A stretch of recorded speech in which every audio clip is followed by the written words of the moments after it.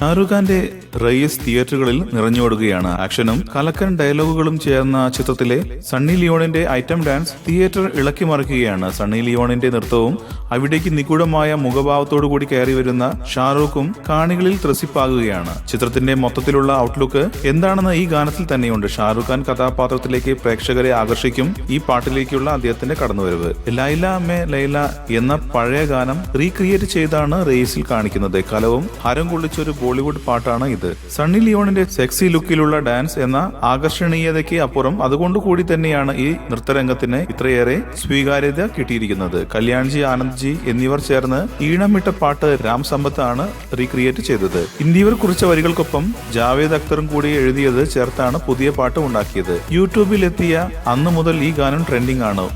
കൂടുതൽ സിനിമാ വാർത്തകൾക്കും വിശേഷങ്ങൾക്കും ഇപ്പോൾ തന്നെ സബ്സ്ക്രൈബ് ചെയ്യൂ മലയാളം ക്രിയേഷൻസ്.